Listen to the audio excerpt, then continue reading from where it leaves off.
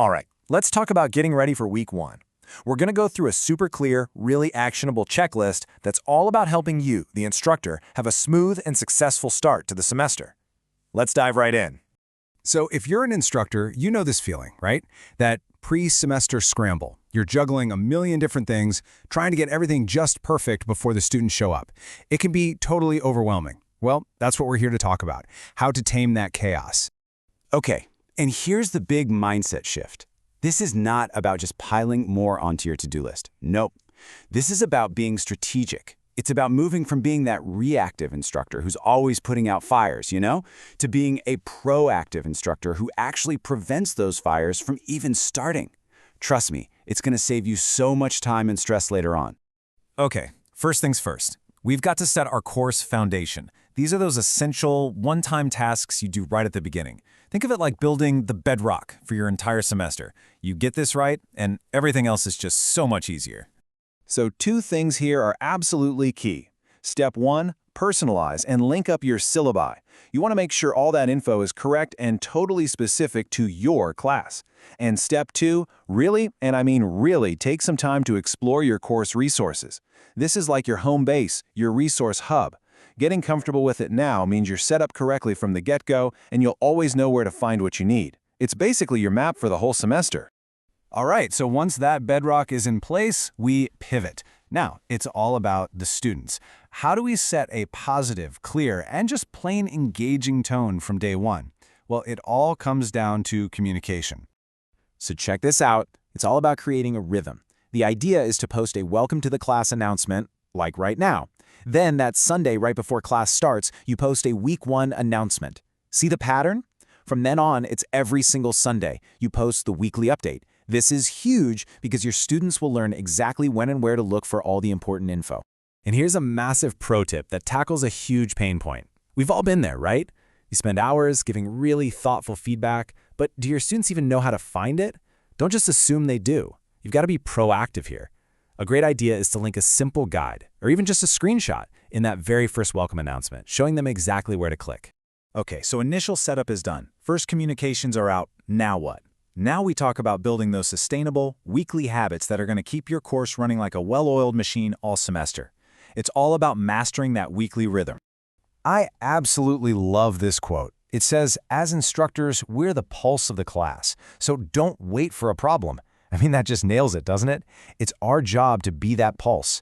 We set the pace, we keep an eye on the health of the class, and we get ahead of issues before they blow up. So what does being the pulse actually look like in practice? It just means thinking 1 week ahead. It's a simple checklist, really. You read the material for the next week.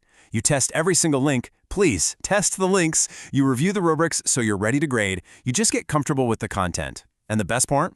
If anything seems a little wonky, you can flag it for support staff way before it ever becomes a problem for your students.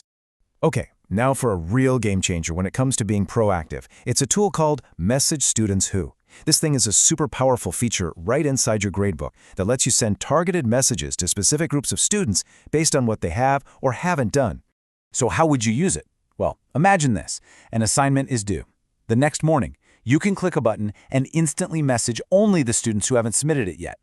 Or maybe you want to reach out to everyone who scored below a C on the last quiz to offer some extra help. It is so efficient and makes a huge impact. And here's a fun little tidbit from the source. They kind of jokingly call this a scare tactic, and you know what? They swear it works, because when students get that super specific, timely nudge, it really does keep them on their toes. It sends a clear message, hey, I'm paying attention and these deadlines matter. Okay, let's switch gears for a second and talk about some of those administrative must-dos. These are the things that have really firm deadlines and, honestly, some pretty serious consequences if they get missed. So you absolutely have to have them on your radar. The big one, of course, is the federal Title IV participation roster. Missing this deadline is just not an option. So here's a brilliant little hack to make sure it never, ever happens. First, bookmark the email with the roster link. Then, and this is the clever part, go to your calendar and create an all-day event for the due date. Set it as free time so it doesn't block your schedule, but that reminder will just sit there at the very top of your day where there is no way you can miss it. Oh, and you're definitely going to get waitlist requests. It's pretty much a guarantee. So here's a simple 4-step way to handle them. First, just check if anyone has dropped the class and if you're now under your minimum enrollment. If the answer is yes, go ahead and give that requesting student your permission. Step 3, direct them to their academic advisor. They're the ones who handle the actual enrollment. And finally, just keep an eye on your class size. You really want to try not to overload your max. Okay, so we have covered a lot, right? We've talked about setting the foundation, engaging with students, building those weekly habits, and knocking out those admin tasks. So let's start to wrap this up and think about how this all comes together. Because at the end of the day, this is not just about checking off boxes on a list. Following these steps, being proactive, it really brings you peace of mind. It lowers your stress level, and that sense of calm and being prepared, it has a direct impact. It creates a better, smoother, and just more effective class experience for you and for your students. So let's end with this question, which I'm pulling straight from the source. Do you have ideas that I'm not thinking of? Because look, this checklist is a fantastic start, but it's not the end of the conversation. So what about you? What do you do to get ready for week 1? What are your pro tips and your best practices? The best ideas come when we all share what we know. Thanks for tuning in.